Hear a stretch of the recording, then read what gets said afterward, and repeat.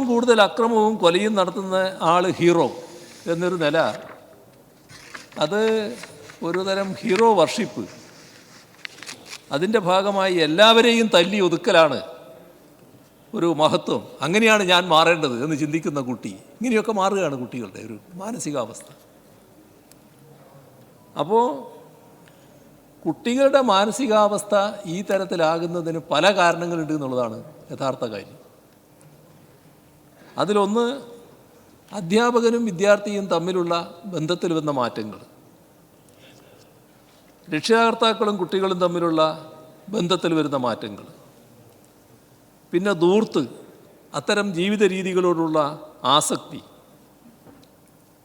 സന്തോഷം എവിടെയുണ്ടോ അതൊക്കെ സ്വന്തമാക്കണം എന്ന ചിന്ത കുട്ടിക്ക്. ഇതെല്ലാം പല കാരണങ്ങളാണ്. നമ്മുടെ ഈ ഇല്ലായ്മയുടെ ഭാഗമായിട്ടൊക്കെ വളർന്നു വരുന്നൊരു ശീലം പണ്ടുണ്ടായിരുന്നല്ലോ, അതങ്ങ് പോയല്ലോ. എല്ലാം പിടിച്ചടക്കണം, എല്ലാം കിട്ടണം, എല്ലാം തൻ്റേതാകണം എന്ന് ചിന്തിക്കുന്നൊരവസ്ഥയാണല്ലോ. അങ്ങനെ ഒരു അവസ്ഥയിലേക്ക് പോവുകയാണല്ലോ. അപ്പോൾ ഞാൻ പിന്നെ പഴയ കഥയിലേക്ക് പോകും. അപ്പോൾ അത് കഥയിലേക്ക് ഇപ്പോൾ പോകുന്നില്ല, പോട്ടെ. അല്ല, ഞാൻ പഠിക്കുന്ന കാലത്ത് എനിക്ക് ഒരു 1-2 ഷർട്ടേ ഉണ്ടാവും. അപ്പോൾ അന്നത് വേറെ ഷർട്ട് വേണമെന്ന് തോന്നില്ലല്ലോ, മറ്റത് നല്ല തോന്നുന്നില്ലല്ലോ. അതിൻ്റെ ചില കഥകളുണ്ട്, ആ കഥകളിലേക്ക് ഇപ്പോൾ ഞാൻ പോകുന്നില്ല, ഇരിക്കട്ടെ. അപ്പം നമ്മുടെ ഇന്നത്തെ അവസ്ഥ നോക്കിയാൽ പഠനം ജീവിതത്തിൽ ഭൗതിക നേട്ടത്തിനുള്ള ഒന്നായി മാത്രം കാണുന്നൊരു നിലയിലേക്ക് വരുന്നില്ലേ? അതാണ് ഗൗരവമായി ചിന്തിക്കേണ്ട ഒരു കാര്യം. ആദ്യം ഒരു മനുഷ്യനാവേണ്ടത് എന്താ? നല്ല മനുഷ്യനാണ്. ആ നല്ല മനുഷ്യനാവുക എന്നതിന് ജീവിത മൂല്യങ്ങൾ, ആ മൂല്യസത്തകൾ നല്ല രീതിയിൽ കുട്ടിയിൽ പകരാൻ പറ്റണം. അതിനുതകുന്ന കവിതകൾ, കഥകൾ, സാഹിത്യകൃതികൾ, ഇതൊക്കെ സിലബസിൻ്റെ ഭാഗമാകണം. ഞാനടക്കം എല്ലാവരും സ്കിൽഡ് തൊഴിലാളിയെ പറ്റി പറയുന്നുണ്ട്, ആ സ്കിൽ വർദ്ധിപ്പിക്കാൻ നോക്കുന്നുണ്ട്. എന്നാൽ സ്കിൽഡ് മനുഷ്യനെ നമുക്ക് സൃഷ്ടിക്കാനാവണം. മനുഷ്യത്വം വലിയ തോതിൽ വർദ്ധിപ്പിക്കുന്ന മനുഷ്യനാണ് നമ്മുടെ സമൂഹത്തിന് ആവശ്യം. പഴയ കാലത്ത് സ്കൂളുകളിൽ നല്ല ശമരിയാക്കാരൻ്റെ കഥ പഠിപ്പിക്കുന്ന അവസ്ഥയുണ്ടായിരുന്നു. കൊല്ലുന്നതും എങ്ങനെ ജീവികളെ, ഇത് ശ്രീനാരായണ ഗുരുവിൻ്റെ കാവ്യശകലമാണ്, അത് പഠിപ്പിക്കുന്ന അവസ്ഥയുണ്ടായിരുന്നു. കോപം കൊണ്ട് ശപിക്കരുതാരും, അങ്ങനെയെല്ലാമുള്ള കാവ്യശകലങ്ങൾ പാഠങ്ങളായിട്ടുണ്ടായിരുന്നു. അപ്പോൾ അതിനെല്ലാം നല്ലതുപോലെ ഊന്നൽ നൽകണം. നല്ല വാക്ക് ഓതുവാൻ ത്രാണിയുണ്ടാവണം എന്ന ഭാഗം, ദുഷ്ടസംസർഗം വരാതെയായിടണം, ശിഷ്ടരായുള്ളവർ തോഴരായിടണം എന്നൊക്കെയുള്ള ഭാഗം, നമുക്ക് നാമേ പണിവതു നാഗം നരകവും അതുപോലെ, ഇതൊക്കെ എന്താണെന്ന് കുട്ടികൾ അറിയണം, കുട്ടികളെ മനസ്സിലാക്കിക്കുന്ന നിലയുണ്ടാവും. അപ്പോൾ ജീവിത മൂല്യ സത്ത കുഞ്ഞുങ്ങളിൽ ഉൾച്ചേർക്കാൻ ഇതൊക്കെ ഉപകരിക്കും. അങ്ങനെയാണ് അറിവുള്ളവർ എന്നതിനൊപ്പം കനിവുള്ളവർ കൂടിയായ തലമുറയായിട്ട് മാറുക. അതിനാണ് നമ്മൾ പാഠ്യ രംഗത്ത് ശ്രദ്ധിക്കേണ്ടത്.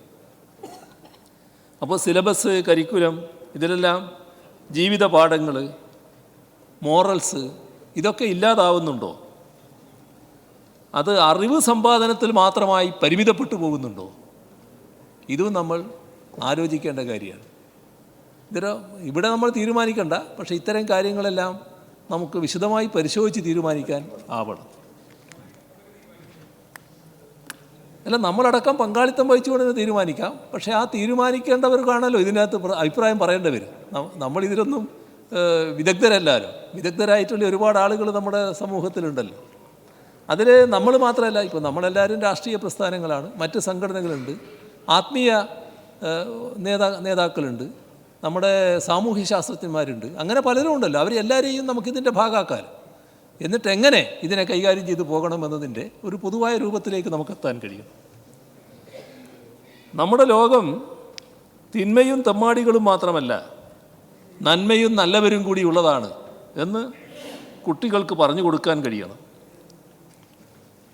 നന്മയുടെ ഡെവലപ്മെൻറ്റ് സ്കിൽ ഡെവലപ്മെൻറ്റിനോടൊപ്പം നല്ലതുപോലെ ഉൾച്ചേർക്കാനാവണം. പൂക്കളെ, പൂത്തുമ്പിയെ, ശലഭങ്ങളെയൊക്കെ സ്നേഹിക്കാൻ കുട്ടിയെ പഠിപ്പിക്കണം. പ്രകൃതിയോടുള്ള സ്നേഹം, അതാണ് സഹജാതരോടുള്ള സ്നേഹമായി മാറേണ്ടത്. മയക്കുമരുന്നിൻ്റെ കാര്യം ഇവിടെ സൂചിപ്പിച്ചിട്ടുണ്ട്. അത് മാരകമായ വിപത്താണ്, തുടച്ചു നീക്കേണ്ടതാണ്, വിട്ടുവീഴ്ചയില്ലാതെ എതിർക്കപ്പെടേണ്ടതുമാണ്. ഒരു സംശയമില്ല. നമ്മളതിൽ ഒരു അഡ്വാൻസ് ആയിട്ട് പറയാനുള്ളത്, നേരത്തെ നമ്മൾ അതിവിപുലമായൊരു ക്യാമ്പയിൻ നടത്തിയതാണ്. ആ ക്യാമ്പയിൻ തുറന്നു വരുന്നുണ്ട്. എന്നാൽ ഒരു ക്യാമ്പയിൻ നമ്മുടെ സമൂഹത്തിൻ്റെ എല്ലാ ധാരകളും ചേർന്നുകൊണ്ട് തന്നെ നടത്തേണ്ടതായിട്ടുണ്ട്. അത് അടുത്ത് തന്നെ നമുക്ക് പ്ലാൻ ചെയ്യേണ്ടതായിട്ട് വരും. എല്ലാവരുമായും ആലോചിച്ച് കഴിഞ്ഞ തവണ ചെയ്തതുപോലെ തന്നെ വലിയ തോതിലുള്ള ഒരിടപെടൽ അതിൻ്റെ ഭാഗമായി വേണമെന്നാണ് ഉദ്ദേശിക്കുന്നത്. അതിൽ വിദ്യാലയങ്ങളും വേണം. ഇപ്പോൾ വിദ്യാലയങ്ങൾക്ക് പറ്റുന്ന സമയമല്ല, പക്ഷേ വിദ്യാലയങ്ങളെ കൂടി അതിൻ്റെ ഭാഗമാക്കി നമുക്ക് അണിനിരത്താൻ ആവണം.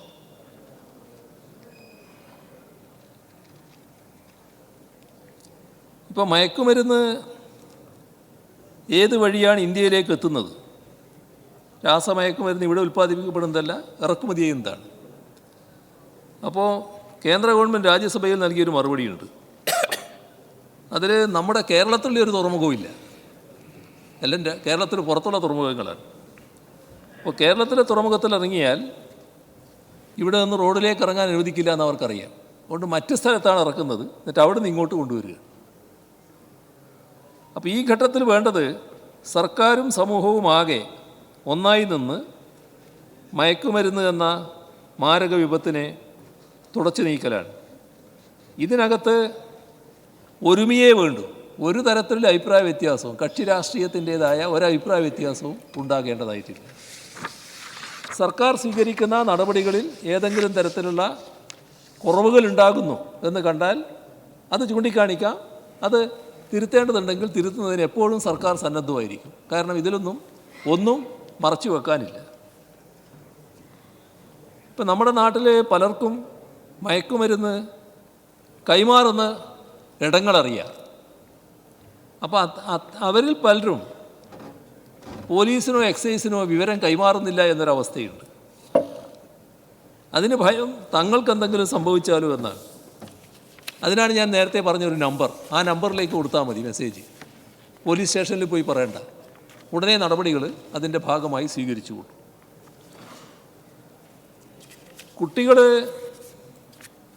അരുതാത്ത വഴിക്ക് നീങ്ങുന്നില്ല എന്ന ഉറപ്പുണ്ടാക്കാനുള്ള ഉത്തരവാദിത്വം അതൊരു സാമൂഹ്യ ഉത്തരവാദിത്വമാണ്. അത് കുടുംബത്തിൻ്റെയും പോലീസിൻ്റെയും മാത്രം ഉത്തരവാദിത്വമല്ല, സമൂഹത്തിന് തന്നെ ഉത്തരവാദിത്വമാണ് എന്ന് നമ്മൾ കാണണം. കുടുംബം അതിന് ശ്രദ്ധിക്കേണ്ടതുണ്ട്. അതോടൊപ്പം സ്കൂളിൽ നല്ല ശ്രദ്ധ വേണം. അതിന് പുറമെ സമൂഹവും നല്ല രീതിയിൽ ശ്രദ്ധിക്കണം. ഇപ്പോൾ പോലീസ്, തദ്ദേശഭരണ സ്ഥാപനം, രക്ഷാകർതൃ സമിതി, അധ്യാപകർ, തദ്ദേശഭരണ പ്രതിനിധികൾ, ഇങ്ങനെയെല്ലാമുള്ള ചില സ്കൂൾ പ്രൊട്ടക്ഷൻ ഗ്രൂപ്പുകൾ ആരൊക്കെ വേണമെന്നുള്ളത് നമുക്ക് പിന്നീട് നിശ്ചയിക്കാം. അങ്ങനെ ചില ഗ്രൂപ്പുകൾ ഉണ്ടാവണം. ഓരോ മാസവും ജനവാസ മേഖലകളിൽ ഈ വിഷയം മുൻനിർത്തി പോലീസും റെസിഡൻസ് അസോസിയേഷനുകളും കൂടിയുള്ള യോഗങ്ങൾ ചേരണം. സ്കൂളുകളിൽ സ്റ്റുഡൻറ്റ് പോലീസ് കേഡറ്റുകൾ നല്ല രീതിയിൽ ഇപ്പോൾ പ്രവർത്തിക്കുന്നുണ്ട്, അതിനെ ശക്തിപ്പെടുത്തണം. അപ്പോൾ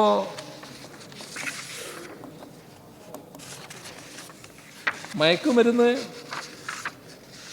അതിമാരകമായ വിപത്താണ്. നമ്മുടെ സഭ നേരത്തെ ചർച്ച ചെയ്താണ്, നേരത്തെ അത് ഇവിടെ ചൂണ്ടിക്കാണിക്കുകയുണ്ടായി. ഇവിടെ ഉണ്ടായ കാര്യങ്ങൾ പരിശോധിച്ചാൽ അത് യഥാർത്ഥത്തിൽ മദ്യമോ മയക്കുമരുന്നോ മാത്രമല്ല കാരണം. അത് വളരെ ശ്രദ്ധയോടെ നമ്മൾ കാണേണ്ട കാര്യമാണ്. ചില സംഭവങ്ങളിൽ മദ്യമോ മയക്കുമരുന്നോ കാണുന്നില്ല അതിൻ്റെ ആൾക്കാരുടെ, ഈ കൊലയാളികളുടെ രീതികൾ. ഒരു കൊലയാളി എന്നല്ലേ ഇപ്പോൾ പറയൂ, പക്ഷേ കൊലയാളി ആകുന്നതിന് മുൻപ് വളരെ ഒതുങ്ങിയ സ്വഭാവക്കാരനായിരുന്ന ആൾ പിന്നെ കൊലയാളിയായി മാറുകയില്ലേ? അങ്ങനത്തെ അനുഭവങ്ങൾ പറയുന്നില്ലേ? വളരെ വിചിത്രമായിട്ടുള്ളതാണ്. അപ്പോൾ അതൊക്കെ പ്രത്യേകം കേസായിട്ട് പഠിക്കേണ്ട ഒരു കാര്യം തന്നെയാണ്. എന്താണ് അങ്ങനെ വന്നു ഭവിക്കുന്നത്? ഇപ്പം ഞാൻ ഈ സ്ഥാനത്തിരുന്നു കൊണ്ട് പറയാൻ പറ്റുന്നല്ലത്, കാരണം അതൊരു മറ്റൊരു മനോഭാവം വരുന്നതെന്ന് തോന്നും. പക്ഷേ പ്രത്യേകം പഠിക്കണം നമ്മൾ എന്താണ് സംഭവിച്ചുകൊണ്ടിരിക്കുന്നത് സമൂഹത്തിൽ. അപ്പോൾ ഇത്തരം സാമൂഹ്യ പ്രവണതകൾക്ക് സാമൂഹ്യശാസ്ത്രപരമായ ചികിത്സ ആവശ്യമാണ്. രോഗം എന്താണെന്ന് തിരിച്ചറിഞ്ഞാൽ മാത്രമേ ചികിത്സ ഫലപ്രദമാകൂ. ഈ തലമുറയിൽ ലോകത്തെവിടെയുമുള്ള സമൂഹങ്ങളെ ബാധിച്ച പൊതുവായ ചില രോഗങ്ങളും രോഗലക്ഷണങ്ങളുമുണ്ട്. ശാസ്ത്രീയമായ സമീപനത്തിലും അതിൻ്റെ ഭാഗമായുള്ള മറുമരുന്നുകളും ഉപയോഗിച്ചുകൊണ്ട് മാത്രമേ ഈ ഒരു ഘട്ടത്തെ മുറിച്ച് കടക്കാൻ നമുക്ക് കഴിയുകയുള്ളൂ.